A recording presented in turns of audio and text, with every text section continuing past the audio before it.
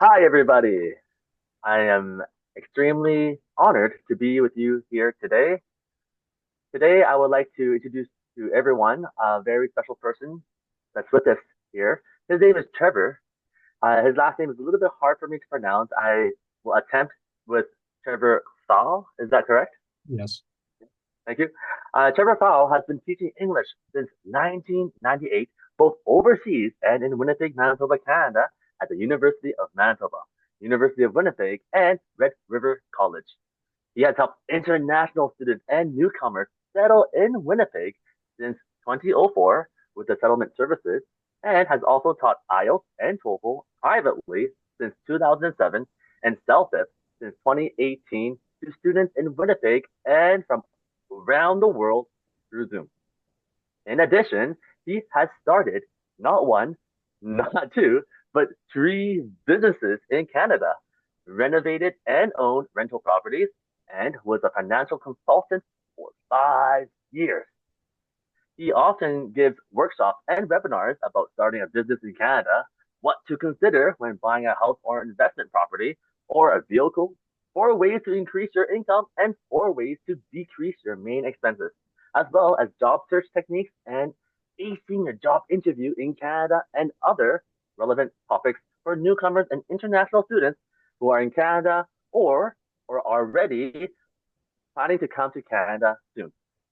Everyone, please put your hands together and welcome Trevor.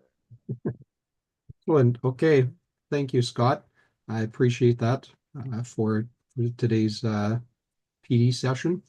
And as we begin, I just want to give a land acknowledgement. So I'd like to acknowledge that we're located on the lands of the Anishinaabe, the Innuak, the Anishinaabe, Dakota, and Dene, and the national homeland of the Red River Métis. And we recognize and honor Treaty 3 territory, Shoal Lake 40 First Nation, the source of Winnipeg's clean drinking water. Okay. So as we begin today, we're going to talk a bit about, especially for us as teachers, but looking at the area of financial, uh, personal finance and just where we are financially. So I'm going to share the screen and we'll look through some of the slides and um, just guide you through step by step with this. Okay. Are you able to see the screen and the Yep. slides? Yeah. Okay. So, and I apologize, I don't have it full screen with just the slide. When I've tried that in the test, then it just seemed to lag going from slide to slide. So I'll just have it here in the setting for this. Um, so I want to start, and there's some assumptions I'm making, not just from my own experience, but just from statistics across Canada. So 51% of Canadians say their financial situation is good, and 47 say they're living paycheck to paycheck. Now, it's possible that those are the two separate groups of people, but I think that there's a crossover, and I think we've gotten so used to living paycheck to paycheck that many people see that as normal or necessary. And so they feel their finances is good, even though they don't have a lot of savings or extra money for an emergency, uh, in those settings. So maybe it's not necessarily that somebody, is lying, but I would say that there are people on both sides of this. They're saying that their financial situation is good, but they're also saying they're living paycheck to paycheck. And something that I noticed last year from one of the surveys that was done across Canada, it was reported by many news channels, but it was done, I think it was through Legger.com, one of the survey companies. But 33%, so a third age 50 and over, say they're financially ready to retire. That sounds great, but think about that on the other side. That means 66% or two-thirds of people that are 50 or 55 or 60 or older, they don't feel that they're ready to retire. So that's a little bit scary. And 39%, well, 39% said they don't feel ready. 26% said they weren't able to retire when they would like to retire. And then there was a couple, I think it was 9% that said they were ready and had enough money to retire right now from that. So my question is, and that's why we're looking at this Paradise Island or shipwreck theme. How about yourself? Are you on track to retire with enough money for that? or where are you at? And as I go through, I'll be asking different questions. Most of them are rhetorical because I know that finances and money is a uh, sensitive topic, and it's something that we're not always interested or willing to share publicly. Um, I know in my family growing up, we didn't talk about finances or money. It's something I had to learn about when I was 16, 18, 20, and you'll see a bit of my story where I've had some financial problems and started to study about finances. So in the early 2000s, I read a book, several books, but one of them caught my eye, and it was using the illustration of vehicles and on land, like motorcycles, bicycle, a scooter, or regular cars, sports cars, jets, airplanes. I'm using this analogy with the because we're dealing with, they're talking about shipwrecks and boating, etc. But if you look at this series of boats, you can see that there's some like the canoe and the kayak, they're powered by hand. You have some that are powered by the wind and the sails, and then you have the motorboats, the speedboats, the yachts, etc. And financially, I want you to just think about, where are you at? Are you in a canoe or a kayak where you're working really hard and not really seeing much progress? Are you on a sailboat where you're going along a little bit faster, but then there's times where the wind stops and you're not able to move at all? You're kind of dead in the water, and then the wind picks up and you go forward again. Or are you in one of the boats where there's a motor and there's some additional support or help that's allowing you to move towards your destination?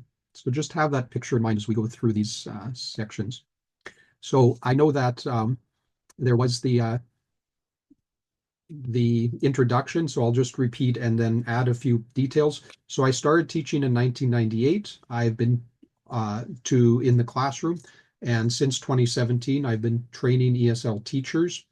I've had rental properties. I've renovated different houses in Winnipeg over the last 20 years. As Scott mentioned, I was a financial consultant for 5 years, and I moved into that field deliberately because I was having financial issues and struggling and had lots of credit card debt.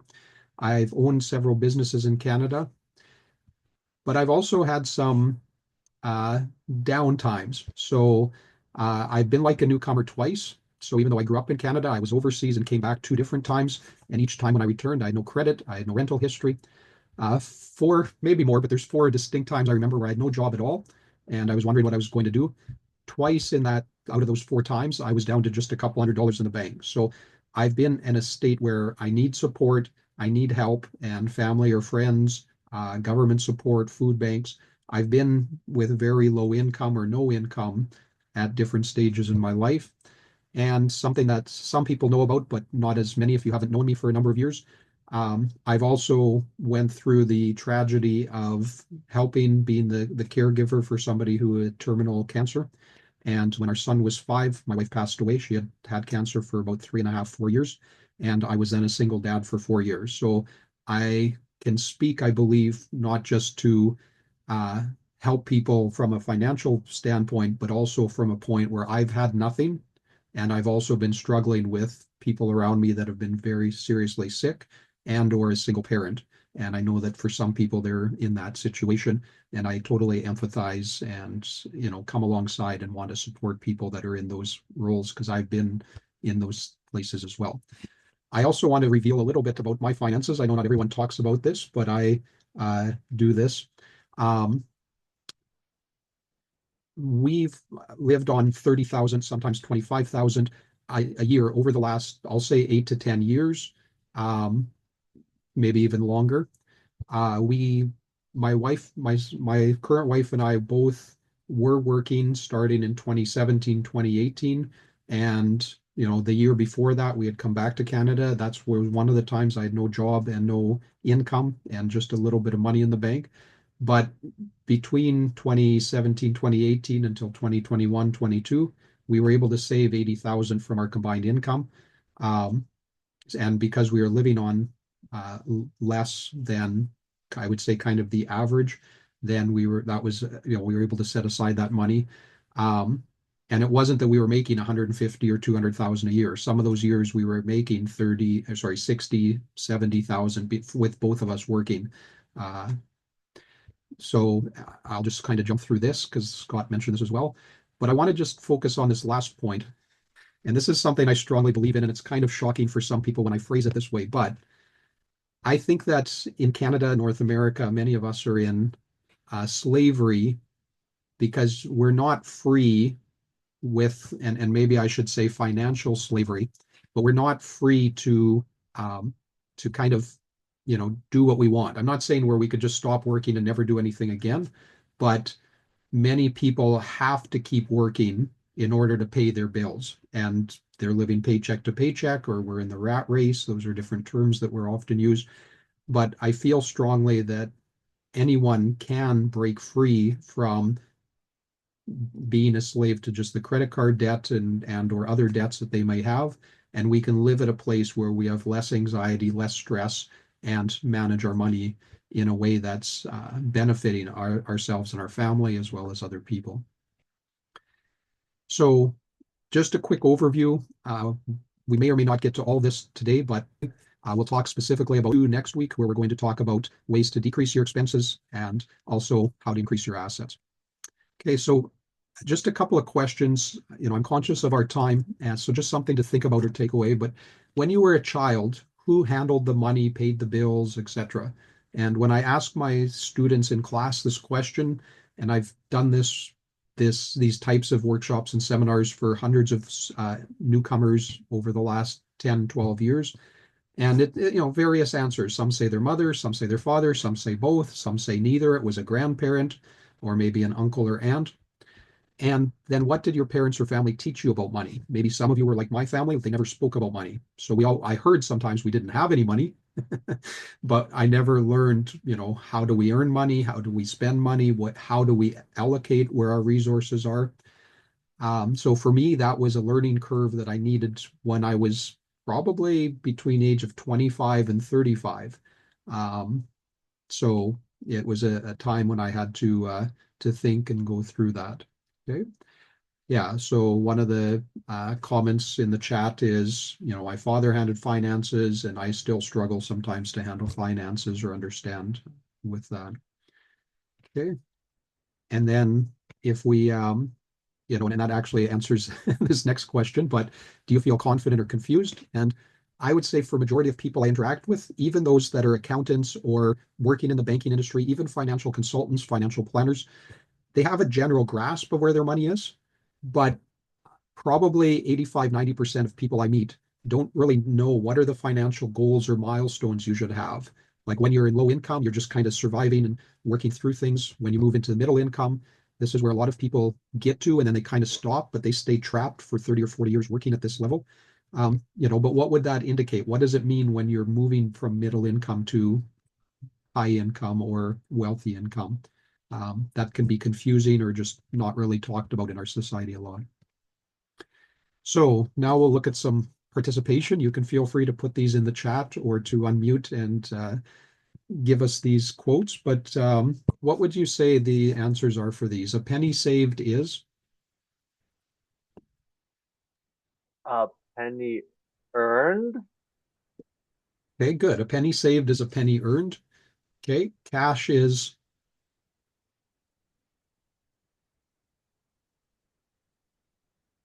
Gold. Gold. Okay, possibly gold. Um, there's another one word that we use more frequently. We'll come back to that.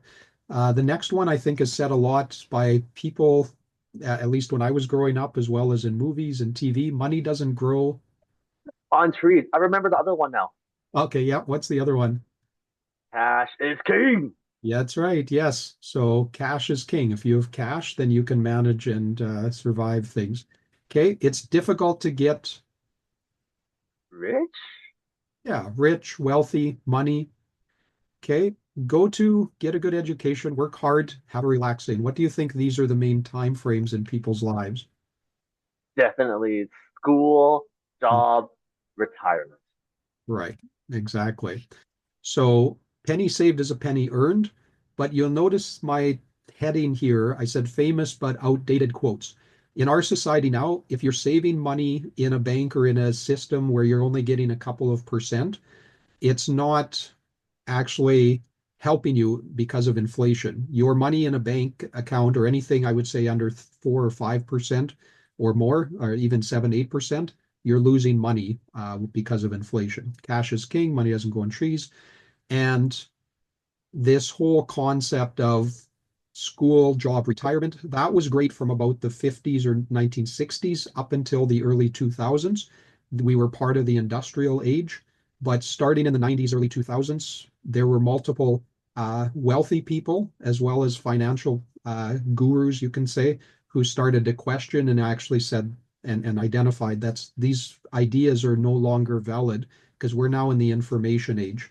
And the average person now will have 5 or 6 different careers.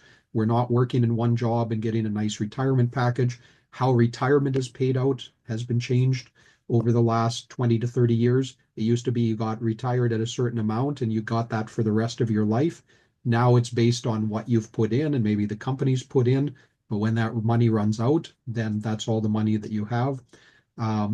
Anyway, so there's changes within these, and these ideas, if we're following them, are going to hurt us and actually steer us towards becoming shipwrecked.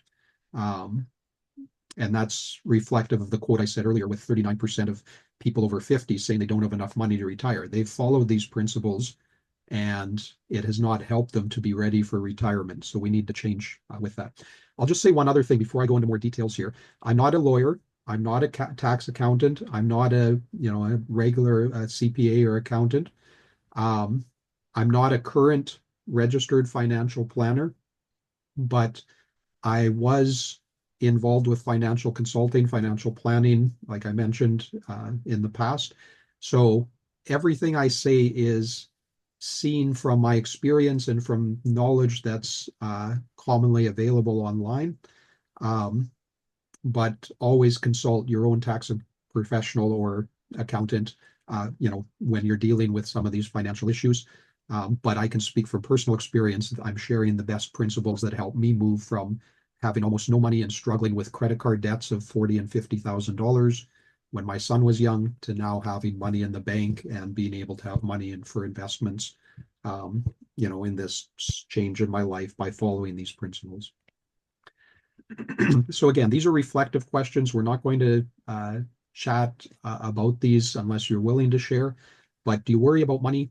Do you know where your money goes each month? And I think that's often the starting point that people, they think it's hard, but it's not that hard to start identifying your income and your expenses. This question, do you have debt 10,000 or more? If you say yes and you have a mortgage and a little bit of credit card debt, that's no problem. But what I've observed, and again, this is my opinion, but it's my observation from interacting with many newcomers and many Canadians.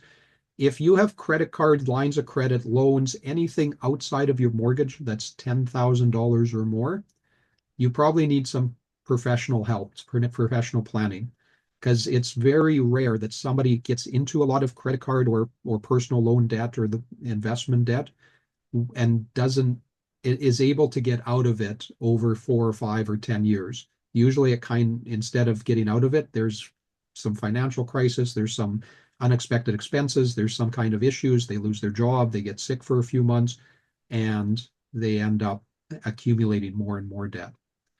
Do you know how much interest you pay for your mortgage, line of credit, loans, credit cards, payday loans? Again, I'm not going to go into details with this. I'll give you an answer on the next slide.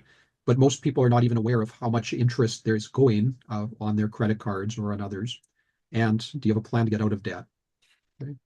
So with the interests, I mean, typically, and this varies, you've seen in the last few years where it was very low, it went higher, now it's coming back down, but mortgages are about 4 to 6. Credit cards, lines of credit are 6 to 9. Loans from your bank are usually 6 to 12. Credit cards are 12 to 24, some up to 30. They don't have enough money. Their paycheck's coming in 2 or 3 or 4 days, so they go to a payday loan. Again, that's a lifestyle choice, I believe, or almost out of desperation, survival, but it just gets you further and further into debt. So we need to look at ways to avoid that. I have seen some contracts when I was actively helping people financially that up to 400%, which is illegal, but the companies manage it by putting in fees. So their interest rate might be 40 or 50 or 60% per year, but their fees bring it up Yeah, and Scott, I see your your very surprised face, but with fees, I saw one, it was 353% over a year when it was calculated, including the whole package of what that person had. There's no way you can pay it back. I mean, even if you look at some of these, if you have credit card debt, how much does our how much do our salaries increase per year? Typically 2%, maybe 3%. That we may have been, paid attention over the last year with the different strikes that happened across Canada. Many of those negotiations included 2 to 3% increases. So if your line of credit, loans, credit cards are much higher than that, then you're not going to be able to pay that off over the short term or just by working. Okay, a couple of other questions that everyone should know and know their numbers. How does our cash flow? Meaning, if you have more income than expenses, then you have money that's coming and accumulating. For many people, I think it's around 45, 50%, your money is coming in and going out. You're kind of staying afloat in your boat. And then for a percentage of people, their cash flow is negative, meaning that it's their income, the expenses they have is higher than their income. So every month they're losing money. So most people have a general idea of their current income, and majority of people I've interacted with and helped financially have no idea about their monthly expenses. Liabilities and our debts, okay, and maybe this is almost redundant, but liabilities are things that we might owe money on, but maybe they're things that are taking money away from us, but not necessarily actively. So for example, a vehicle. Okay, and a vehicle is a liability because it decreases in value. There's repairs, there's gas, there's maintenance, there's insurance. So over time, it's pulling money away from me, but I don't have a debt on it, or some people do, some people don't. But if you have a vehicle that's going down in value, taking money away from you, and you have a mortgage, not a mortgage, sorry, but a car loan on it, now you're compounding and you're digging yourself deeper into a hole. That'll be a discussion we'll have next week about buy new, buy used, etc. But the vehicle is an example of liability, and then our debts. So I'll just pause here and just let you think about, where are you at financially? What's your net worth? As I've shared twice in the last 20 years, my net worth has been $150 total, including my assets, everything I had. At those stages, I had no vehicle, no house. But as I said now, my net worth is probably around 100,000. So again, I'm not wealthy, but I have lifestyle choices that I can make if we're traveling. My son has had a chance to be in 22 different countries. And he's 20 years old. He's not that old. I've been in 13 or 14. My wife and I work, but we can kind of pick and choose if we wanted to move into other fields or other areas of work with that. So think about where you're at now. Where will you be in the next 5 years if nothing changes? Or what do you want to change so that you move closer to Paradise Island?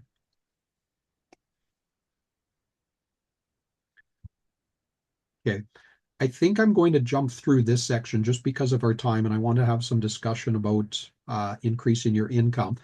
But financial terms, just as for us who are teaching English, we teach vocabulary for our students as they're learning the language about different themes, housing, employment, socializing, etc.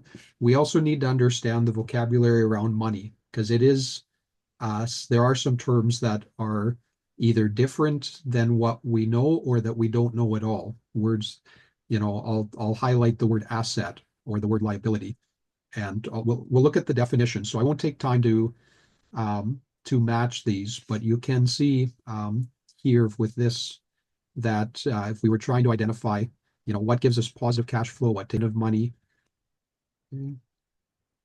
how many days can you pay everything without physically working, what happens when passive income exceeds expensive, what's the financial knowledge that people have, how do we measure that, and what would we call somebody who understands basic financial concepts. So just quickly, an asset gives you positive cash flow. And this definition is different than what you'll find in the banks or in many financial planning books. Most say, hey, if you have golf clubs, you have a vehicle, you have a house, then you have an asset. If that was true, then more people would be less stressed about money. More people would be able to retire and or live comfortably now. Because if you have a house, you're accumulating maybe equity or different things within it. But if it's not giving you positive cash flow, I would say it's not an asset, because that makes you then realize that most of what many of us have, one house, a vehicle, maybe golf clubs or jewelry or other things, we're actually not helping us to increase our income except over a very long period of time with equity. And that's by itself is not a guarantee. But if I have a rental property, if I own a house and I'm renting out some rooms that are paying for my mortgage, then I can consider it an asset. And that's why vehicles, other things, possessions, we have large TV, etc. Those often are taking money away from you, or at least not helping you build money. And then measure of wealth. So if I said I'm 50 days wealthy or I'm 100 days wealthy, that would mean that I have enough money saved up that I can pay for things without physically working. When you have passive income exceeding your expenses. So for example, if every month I'm spending $3,000 in my expenses or $4,000, and then I had a business or rental property or other things with a business that I had a manager managing, I was hands-free, and that was bringing in the same amount, $4,000, then I could say I'm financially free. Or I have several rental properties and combined they bring $4,000 of income and I have a property management company in place. That would be kind of the goal I feel that many of us should work towards, because otherwise we're having to work, and our money is not always growing with us. Okay, and again, different people focus in different areas in their life, but I think we should have a basic understanding of accounting, the markets, taxes, business, etc., just to help us increase our financial IQ. Okay, so here's where we'll kind of jump into the focus for us as English teachers. But let's just brainstorm a little bit. So what's the way that most people get money right now? It's kind of our, the obvious default that most of us have. Jobs. Okay, right. And I don't know, have you heard this term or this phrase I guess I should say? So in a lot of Barely circles, staying afloat. yeah, sorry? Just barely staying afloat. Right, exactly. So most of the time, and we saw this because of how our salary increases. I mean, maybe I can jump between different companies and have a bigger increase, but typically when you're working, your increase is very small and uh, it's blocked or dwarfed by inflation.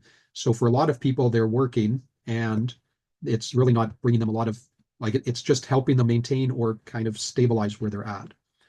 I'll just mention the first one here with ways to increase your income. Most of the time when I ask this question, the most common answer is I want to get a second job.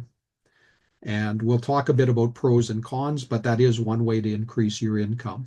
What are other ways to increase your income? Investment. Okay. And can you give some examples of investment? Stocks. Okay. Yep. So stocks, bonds, RSPs, TFSAs. Okay. So those are some of the common investments that people have. Okay. Other ways to get income or increase your income? Winning the lottery. Yeah. No. It's true. That is an option and a way that some people financially plan. Okay. Anything else? I think Ahmed had his microphone on for a second there. Maybe he wanted to say something. Yes. Yeah, go ahead. Well, it is kind of a difficult to predict, but previously investing in Bitcoin or any digital Mhm. coins, yeah, would be fine. But nowadays we cannot really predict because of some ch global changes in the world, US presidencies and other stuff. Yeah. Yeah. So, and we could actually add, because under the category investment, there's a lot of different things. Yeah. Like some people invest in stamps, some people invest in coins. We have gold and silver. We have commodities. So there are multiple different things under the category of investment that people can look at. Yeah. So thank you. That's great. And then maybe I'll just also say like having a business. And I know there is a fine line between a second job and a business, but as we'll see in the next slide, there are some differences with that. And then another common one is real estate that people invest in. So there's probably a lot more than what we've listed here, but those would be some that we could identify or look at. So other things that we didn't talk about in this section, but I want to just highlight in the next slide, as we mentioned, usually a job or from others, if we have subsidies or government, child benefits, payouts, etc. for some people. But also we can increase our income horizontally. And what I mean by that is at your workplace, you can take on, you're not moving to a management position, but you can maybe upgrade your credentials or skills, and you can take on additional responsibilities at a similar level to where you are. So that could be a way where you take on some responsibilities, you're, getting paid a little bit more. And so that's one way to increase your income. Or you can move from a current position to a higher position vertically within your company. And so then you get an increase in salary. Okay, so those could be some ways to just be looking, what am I doing now? For us as ESL teachers, I've often said this, with the same credentials, I've worked at some companies at $26 an hour at teaching. I've worked at some for $30 to $32 an hour, and I've worked at some institutions for $40 to $42 an hour. Same credentials. I had my master's, I had, 15, 18 years of experience, but just in different positions or fundings, depending on where I was at, I had different salaries. So, but something else that I never even thought of until the last few weeks, I never included this in the past, but so you guys are the first, those of you joining us live and those of you watching. But with AI and with understanding, and as we get better as teachers, we can learn to be more efficient with preparation and planning, as well as with marking and managing the classroom. So for some of you, you may have seen the replay, or you were there live in the PD session we had a few weeks ago, but that's where we talked about Roshi AI and how that's a tool for teachers to not just do lesson planning, but now the founder of that, Johnny, is allowing us to look at ways to be marking and evaluating our students more quickly. Okay. So if we look at some of these, I think, and I'm just going to go quickly through some of these, obviously there'll be more as well, but second job, pros are that you get more income. I mean, that's kind of a basic one.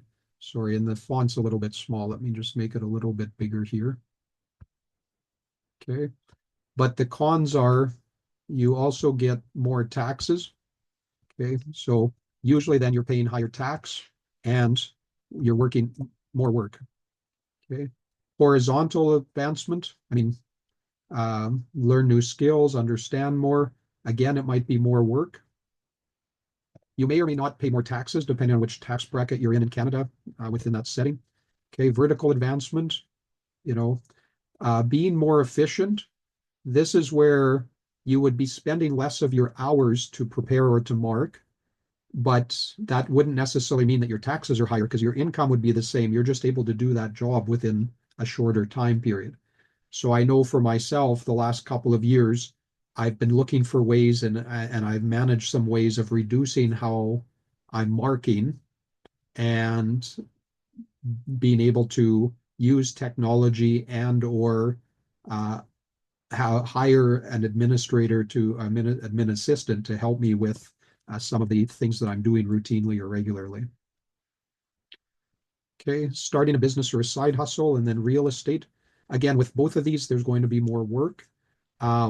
This is where I think, and this is a separate presentation, so it's not part of this today, but I have another presentation where I talk about 4 different ways that teachers can be teaching online and looking at how do you find clients? Do you work for yourself as a private instructor or tutor, or do you work for a company?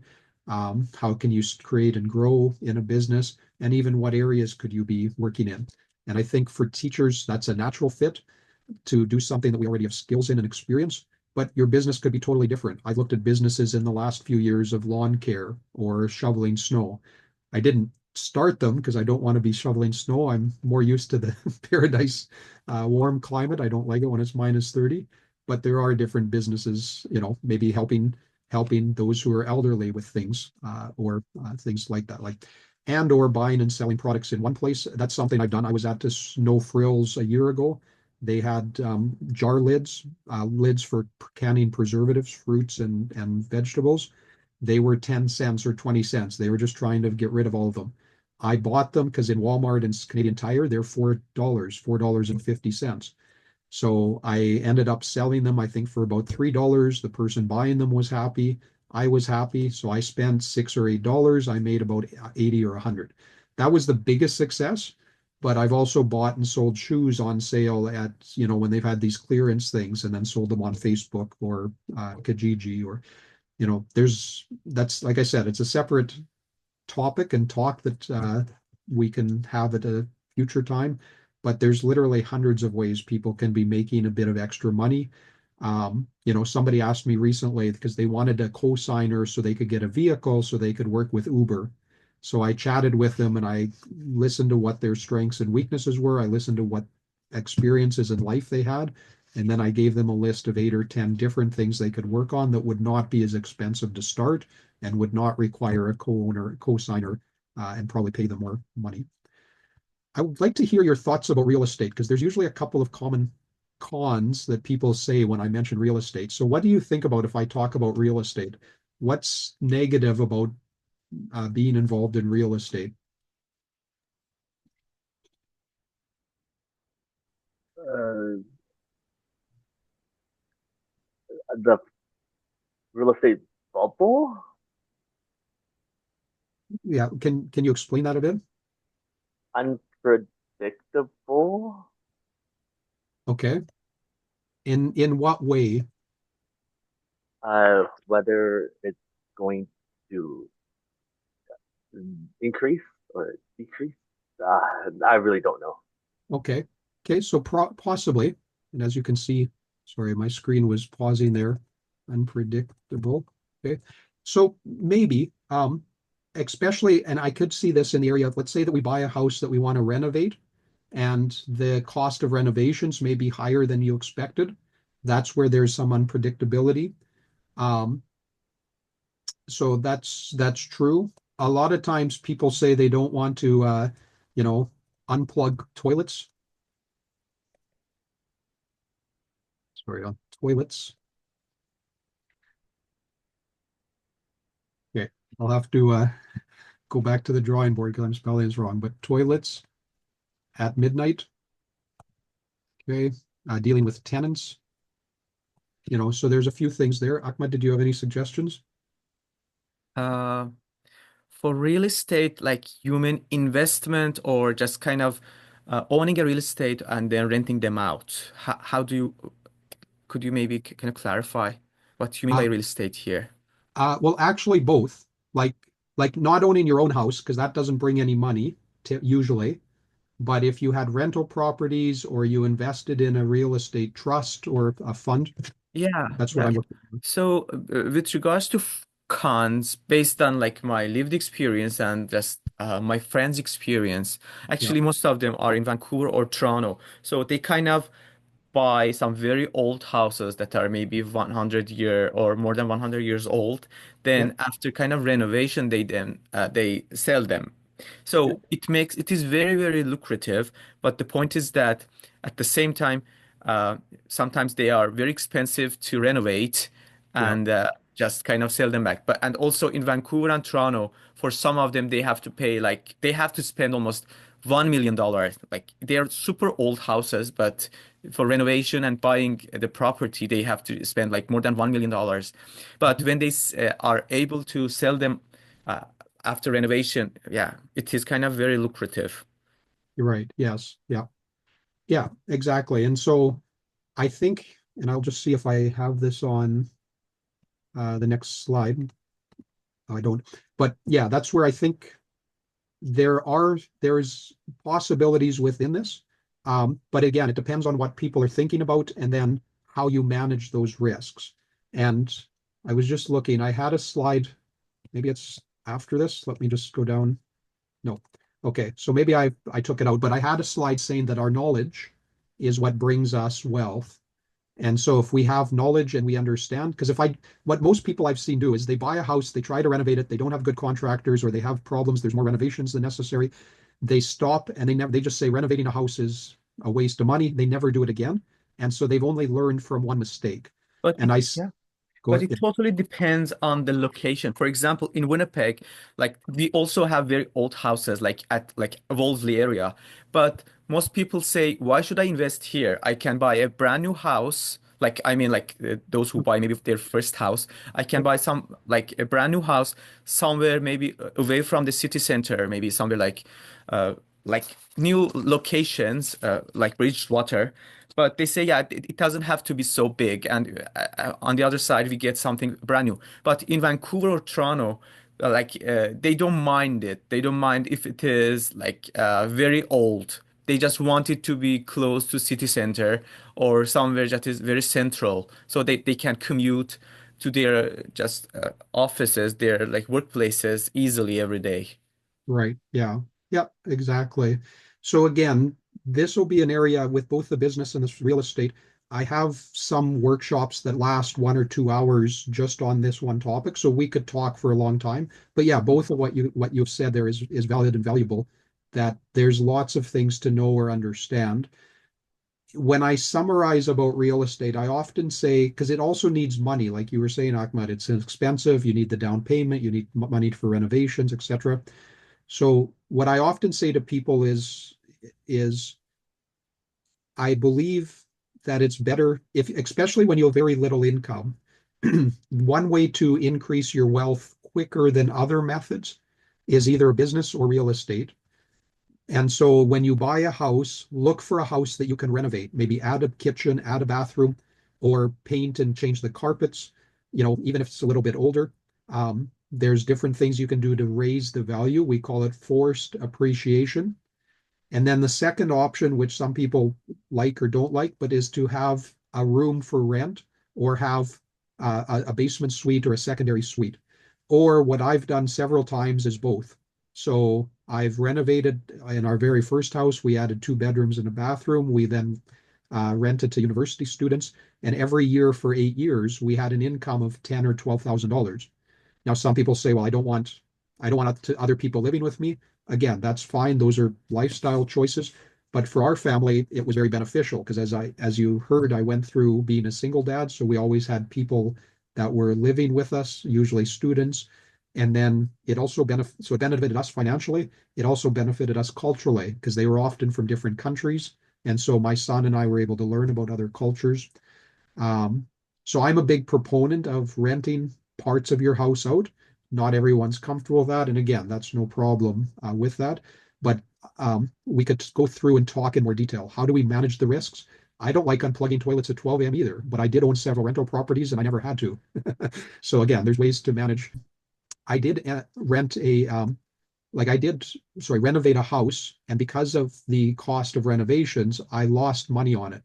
So there are unpredictable or risky scenarios. But like I said, if I only renovate one house in my life and then say, no, this isn't good, that's not a great, it's not going to be good for a learning situation. But it is something that if I renovated 5 or 7 or 10 properties over a 5 or 10 year period, it's one way that I could be increasing my income. Okay. So just to recap in this section, having a second job, but that I think is your worst option. It's the highest taxed area, but looking for other responsibilities at your job and getting an increase in pay, and advancing to a higher management position, just looking for ways with AI or with hiring an admin assistant or somebody to be more efficient with your job. So you have same pay, but you have less hours that you're spending at it. Or, like I said, tutoring, real estate, those are different areas that you can be looking to increase your business. So as we come to a close here, a couple of questions. How will you start in increasing your income? Who will help you? Because I believe it's important that you have family or friends, mentors, people around you that can be guiding you and encouraging you as you go, because it's not easy. Anytime you're going to start something new with any of these areas, it's going to mean that you'll actually be busier for a couple of years or a year or 2 years, whatever it is. But there are ways to be looking to increase your income. And so just to look at what we looked at the start. What boat are you in now? Are you just kind of struggling to stay afloat? Do you have some sails? Do you have some engine? How are you moving through in with that? And what kind of boat do you want to switch over to with some of these things? So as I end off here, just some thoughts to consider if you want to share this in the chat or verbally, or if you want to write it down and send it to me at a different time. But what's one thing you learned today that you hadn't thought about before? What will you do this week to start increasing your financial IQ and to start increasing your financial income? And then next week, we're going to talk about what are the main expenses that everyone has and how do we work at reducing some of those? Because as I shared at the start, our family, myself, my wife, we have 2 homestay students with us. So the 4 of us in a household, we live in a nice area in Winnipeg, and our yearly expenses are around $30,000. So we've gotten really good at looking at how to reduce our expenses as we maintain or increase our income. Any comments or questions or thoughts before we end off? Yeah, just one thing that occurred to my mind. Maybe I just missed the opportunity to say it. I have some colleagues and friends, like because they're aware of like other countries and the financial situations there, like or their home countries there. They just as a ESL or EAL instructor, they take the chance to be teaching online, like for some areas that are maybe tax free, or they know the Right. just ESL is in demand. Like I have friends and colleagues that are teaching remotely to China because they are already Chinese and they can speak Mandarin or some Okay. of them Cantonese. Yeah, Yeah. they know how to invest and how to just work with those schools Mhm. remotely. Yes. Yeah, exactly. And I know in some countries, like you mentioned, they're tax-free status, so you Yeah, claim the income, but you're not taxed on it.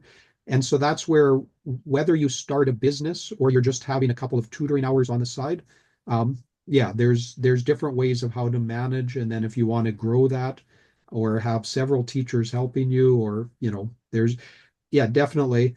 And my main purpose for today is there's hope for people if you're struggling financially. I know because of, as I've mentioned, my journey, but also just there's lots of different things that when we're so busy and just working week by week, we don't really stop and think about. And yeah, there's 50, 70, 100 different ways that any of us, all of us could be making extra income this week or this month, but we just have to plan and identify what those things are and then work towards advertising or moving in those directions. Yeah, thank you, Ahman. Any other comments or questions? Hi, Trevor. I just wanted to personally send a very big thank you to you because I am one of those people that you mentioned in the very beginning who don't know anything about this and had never ever thought about this. But Mm, deep down in my heart, I knew that this is something that I should be thinking about. Whenever my friends were talking about, what, you haven't made any investments before? Are you serious? I feel a little bit ashamed, but mm, also is like a hit of reality that I should get my stuff in order. And so coming to this workshop, this presentation of yours, I feel like it's a huge aha moment for me that I could take more control of my life. yeah, yeah, great. Yeah, Thank you. thank you for sharing. Yeah, you're welcome. And that's key. Of it only takes a few small changes at the start, and it's like, starting a new exercise program or a new job. There's going to be some missed fumbles and challenges when you first start. But it does become a bit easier. I joined in February. There's across Canada. There's a push-up challenge for mental health, and so every day we're given a series of push-ups on a list, and it was really hard the first couple of days, but in the last week, well, 10 days now, I've done over 1,000 push-ups. So, because there's the checklist and the chart, and I'm working through it day by day, I realize that, it is, and we can apply that same principle to our finances and to other things as well. So, excellent. Okay, so I am conscious of our time. If there are other questions, I didn't include a slide with contact information, but you can be in touch with, if you had more questions. I mean, I think most of you that are on today's call know me personally, or my Red River College email or the TESL Manitoba email. Maybe I'll just put that in here So there's TESL Manitoba .general@gmail.com. So if you were interested in talking more about this, or if you have some follow-up questions, I'm the acting president for TESL Manitoba. We didn't mention that in the intro at the start on purpose, but it just that is one of my roles. And so if you send an email about any of these questions, or if you have feedback about our PD or other PDs that you would like to see, then feel free to send it to that email address, and I or others would get back to you. So thank you so much, and thank you for joining. Hopefully there's others you can share this with. We'll be sending out a recording, and again, next week, same time, same place, from 11:30 to 12:30. And I'm actually I'm excited about increasing income, but I'm also excited to help share how people can decrease their expenses. Because again, there's things and little tips and tricks that we don't sometimes think about. And it's exciting for me to see us balancing those in a different way in order for us to move towards having more either a more comfortable life, or being able having more money to give for charity, or whatever it is that your goals are financially. Great. Thank you, Trevor. This was very insightful. With your guidance, I am sure that everyone in this room right now and everyone who's watching this can achieve financial freedom. I think Ahmed had his hand up. No, I'm good. Thank you. Oh, I was just clapping. oh, yes. I want to clap as well. Yeah. Yes, thank you. Thanks you all. Perfect. Hi, friends. Hi. Hi, welcome. Nice to see you guys. I literally caught the last 5 minutes. I had to run school kids from kindergarten, and I was sorry to miss your meeting, Trevor. Yeah, no worries. There will be a recording that we'll send out to all TESL. I was going to ask. Perfect. I'll be taking a walk. Thank you. Yeah, and then if people are free next Friday, or if there's others, because like we saw at the start, 50% of Canadians are living paycheck to paycheck. I know that in every room that I'm part of or speaking at, there's a lot of need, but we don't always take the time for understanding finances better. Yeah, it's rare to have a workshop that connects like teachers with personal finances. It's something that's not talked about enough. So, well, in 2018 or 2019, I did a similar workshop at TESL Manitoba conference, and 2 years ago, somebody who attended in 2019 contacted me and said, "Hey, I'm 1 year out from retirement. I attended this 5 years ago." And so we sat down, and I gave them a couple hours of my time for free over several months. We just reviewed things and just said, "Yeah, here's where you're at. Here's what you." It was funny because during that conversation, the person said, "Do I have to get rid of my dog?" Oh, we were talking about reducing expenses, and like, no, not the dog. Exactly. And I was like, no, but we have to look at ways to increase your income to manage those expenses. And we brainstormed and worked. In that situation, she actually started walking for dogs in the neighborhood. I said, "You're walking them anyways," and I said, or maybe even just picking up after dogs in your neighborhood. You don't have to travel, 20 miles and run all over the city, but advertise in your neighborhood, get a bit extra cash, and that'll cover your dog expenses. And you'll feel better. They'll feel healthier. Anyway. So yeah, there's lots that we can think about or brainstorm. Creative. So excellent. Well, thank you, everyone. Thank you guys so much for joining, and we'll see you, over the next few days, and hopefully you're able to join next week as well. Sounds good. Nice to see you, Scott and Ahmed. Thanks, Trevor. Yeah. Thank you. Thank you, everyone. All right. Okay. Nice to meet you again, Crystal. Thank you. Yes. Bye.